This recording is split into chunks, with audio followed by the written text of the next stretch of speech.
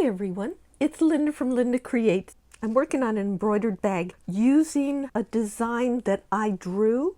I've already printed it onto some sticky Fabrisolve. I trimmed it out and it is my swallows design, and I want to stitch it onto this bag, and I left the tag on this bag. It's 11 inches wide by 8.5 inches tall, so you kind of have an idea of the size. So normally I like to cut out as much of the excess Fabrisolve as possible, but this design consisted of 3 pieces, or 4 pieces actually. The flowers, 1, 2, and then 2 birds. So I didn't want a whole bunch of little pieces falling apart.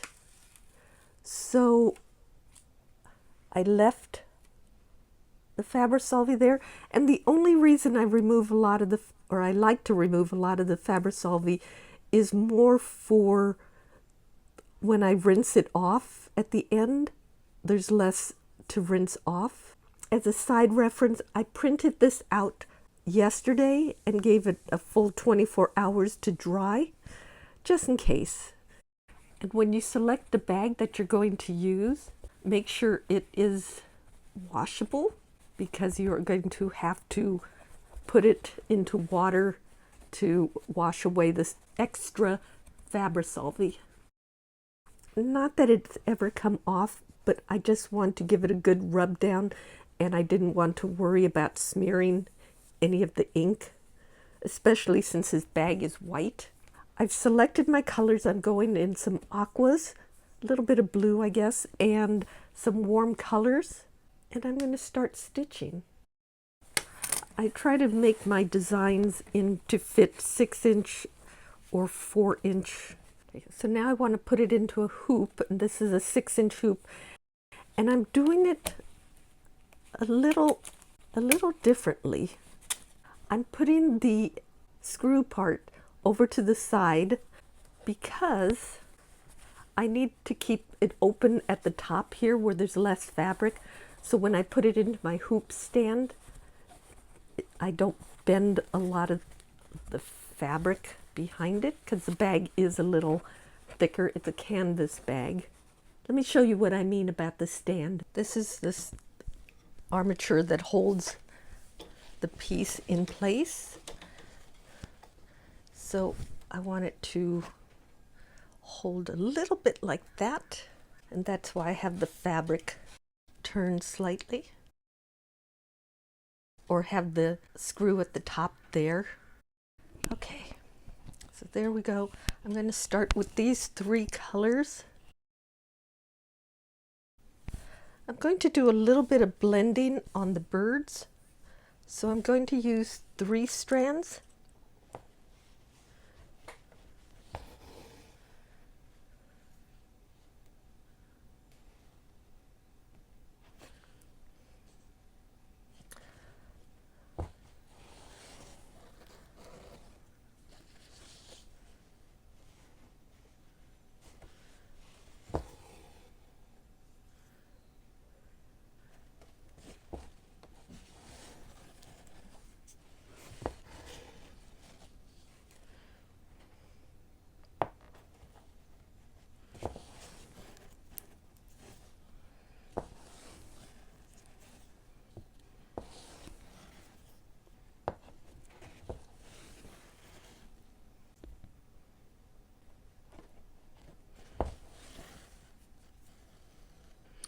I'm changing directions now.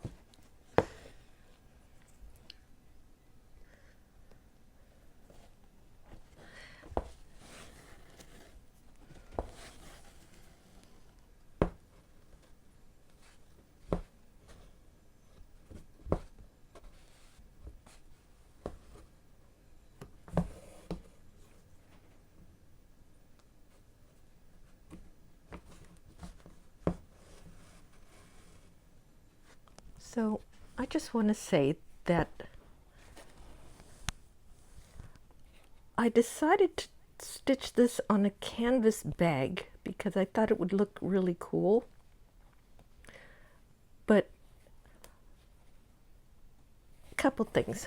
One, This canvas bag is a little bit harder weave, harder to stitch through than regular embroidery fabric.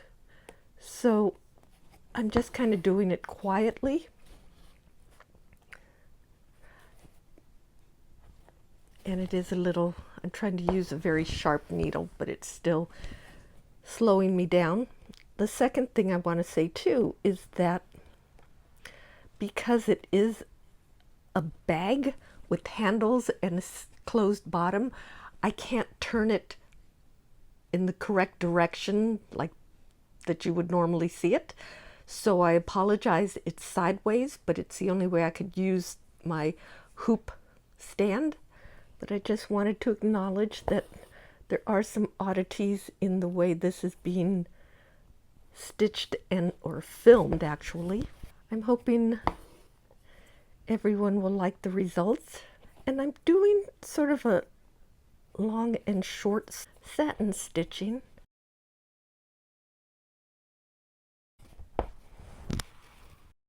So there's the back of swallow number 1.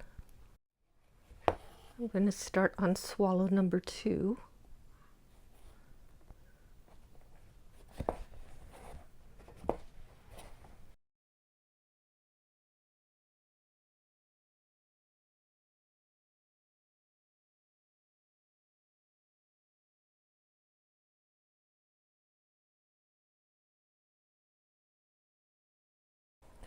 As I go further out on the tail, I'm making the stitches longer. It's still staggered, but longer.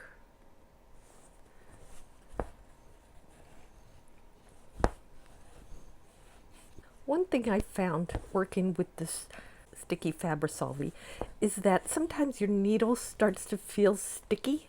It collects some of that, the adhesive feeling. So I keep a damp towel nearby, and it's just slightly damp, so it takes up a little bit of the stickiness off. You don't want to get your needle too wet because then it'll really make a mess on your fabric.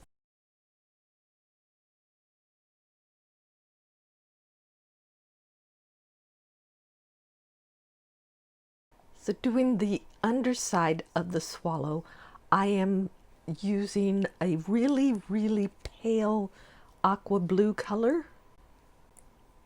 And I'm going to go around there, but I'm going to do it stitching in a different direction than the top part. So on the top part, I went along the length of it. This way, I'm going to go the shorter distance. And it's going to fan out a bit, but I think just the different direction will give it a nice different look.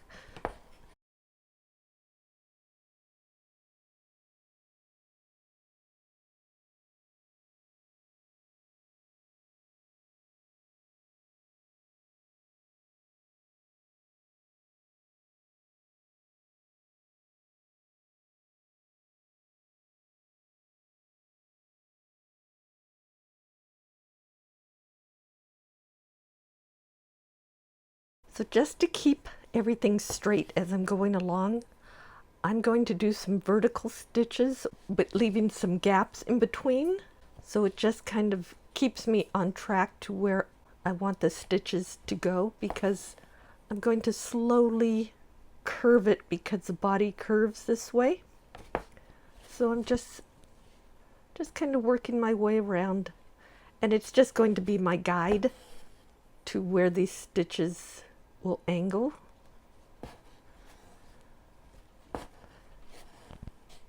And I did it this way also, so that it gives a little more dimension to the body. Plus it contrasts with the stitches on the tail. You can start just doing your satin stitch and fill it in.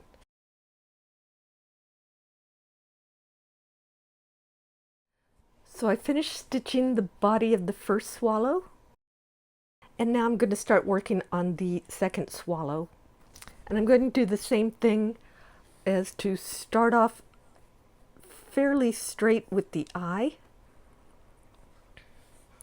This one doesn't curve as much.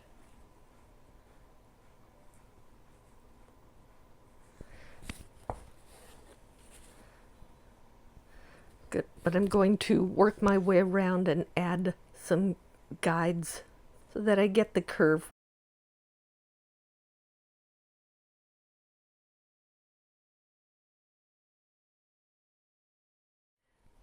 And now once you have these guides in place, you can start filling in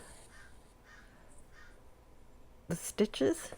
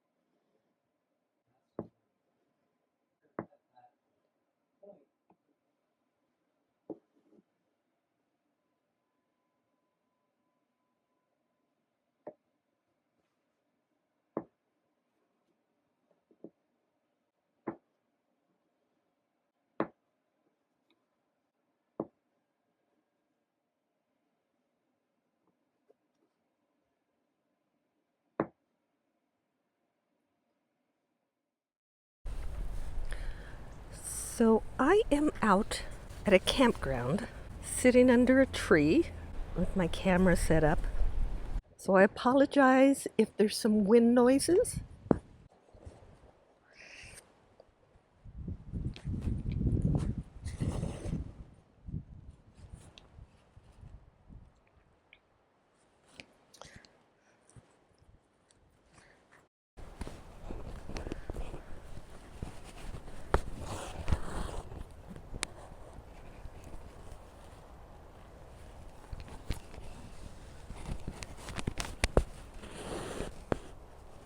I love the sound of the wind.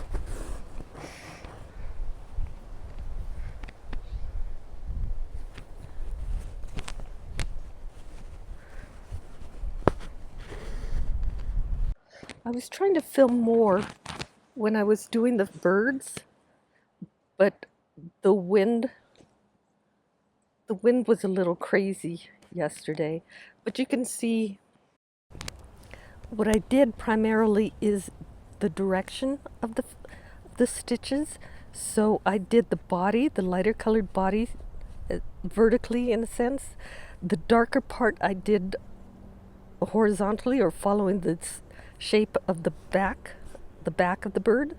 And then on the wings, I did these horizontally, these vertically, and then these short little verticals. So it's really, the difference is mainly the color and the direction that adds the detail to it. And I still have the eyes and the beak. And this canvas bag that I'm stitching on is, I think, more designed to be painted than stitched. So it's a very thick canvas type material, harder on the hands to stitch. So before I continue stitching this, I'm going to turn up the camera so you can see the view that I have. Let's see if I could do this.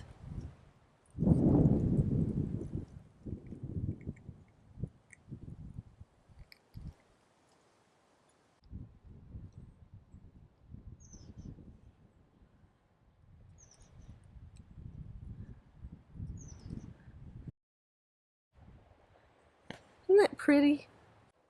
Okay, I'm going to bring the camera back down. I started with the pale shade of green, and I'm going to start doing these leaves, and I'm going to do a leaf stitch. So I'll finish these leaves and just have a nice relaxing afternoon.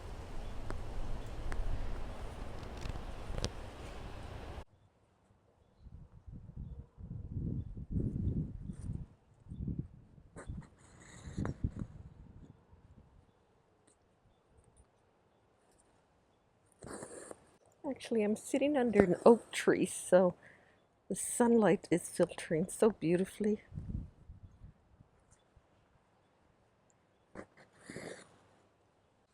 So I finished this first leaf, and I'm just going to continue this stitch on all of the leaves. Well, hi everyone, it's Linda from LyndaCreates, and as you can see, I'm here, comfortable, actually quite warm weather, and just beautiful. It's green, it's quiet. I love the quiet. And there's a beautiful breeze, warm breeze. It feels so nice. It smells like beautiful sunlight on earth. It just is gorgeous. And the oak tree above me is just, the leaves are rattling in the wind. So peaceful here. And it's a perfect place to sit here and do my stitching. And I'm just, right now it just got, or it's warmer, so there's not a lot of birds. Just about 30 minutes ago, the birds were all chirping, but they all seem to have gone quiet because of the heat, I think. But it is gorgeous here, and what a perfect place to sit and stitch. So relaxing. I'm going to get back to stitching, and I hope you enjoy the video. I'm back in the studio, and I've finished stitching the birds, my swallows, and my flowers, and I wanted to show it to you.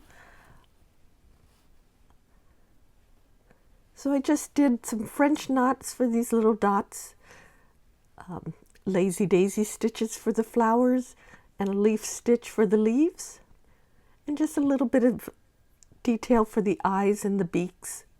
So now what I have to do is there's a lot of extra sticky Fabrisolvi in between the birds and the flowers, and I want to try to remove as much as possible. It's not necessary, but I just like the idea that I won't have extra sticky solvi everywhere. What I'm going to do first is take it out of the hoop. Set that aside. So now you could see it, and there's still some sticky Fabrisolvi throughout here. So I'm going to cut away some of it, just because I don't want the extra Fabrisolvi to be in the water when I soak it. So I'm just using the Tim Holtz scissors, the smaller ones, and I can cut away the Fabrisolvi, being really careful not to cut the fabric behind it or the stitching on top of it. And you don't really have to do this part. I just want to reduce the amount of stickiness in the water. So on our little camping trip, the last day of the trip, we were sitting in our RV. I looked out in the morning and I saw a cat. And I thought, oh, a stray cat walking around the campground. Kind of a big-ish stray cat walking around the campground. And little by little, it sunk in that it was not just a stray cat. It had no tail, and it had these funny pointy little ears. It was a bobcat just casually walking by our RV. So that was the first time I've seen a bobcat. There were a lot of deer in the campground area. Saw tons of those. And I always watch for hawks. Didn't see any, but red-tailed hawks are my favorite. So now we have less Fabrisolvi to rinse off, and I'm going to go get a pan of warm water and start soaking it to remove the Fabrisolvi. I'm starting off with a roasting pan with warm water in it, and I'm going to soak this entire bag down into it.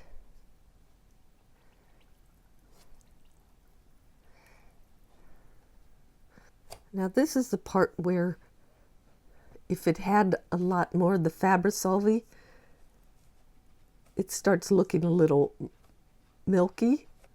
I don't know if you need to rub it like this. I like to. I feel like it gets the details, the edges a little cleaner. It dissolves so easily. It really is an easy product to work with. You could see, well, I don't know if you could see, but there's some Fabrisolvi floating now. So a little bit is easy to work with. You don't want too much, and that's why I cut it away. It's an extra step, but I don't mind doing it. And I'm rubbing real gently so that, if you think about it, we printed black ink on the Fabrisolvi, and if you don't remove the Fabrisolvi, you'll still have those little black marks. So that's what we're trying to remove.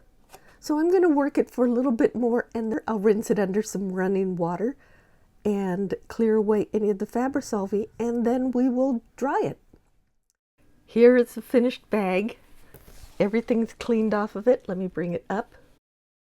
Lazy daisy stitches for the flowers, French knots in there, some leaf stitch for the leaves, little straight stitch for these lines, and then the swallows themselves are straight stitches just in a pattern so that they look more like feathers. And I just thought that came out so cute. And again, the bag is you could find at Hobby Lobby, and I have to say it was these bags, the canvas is tightly woven, so it's a little hard to get your needle through. So it is something to consider, but it is such a sturdy little bag when you're done, and I love the way it turned out. Thank you so much for watching, and if you enjoyed this video, please hit that like and subscribe button, and ring the bell and share the video. Leave a comment. Love seeing comments on this. And this pattern, the swallows and flowers, is something that I'm working to put on my website for as a downloadable file. So check out my website at LyndaCreates.com. That's Linda with a Y. And check it out, and I will let people know when the files will be ready to download and purchase. So thanks again, and I will see you in my next video. Bye!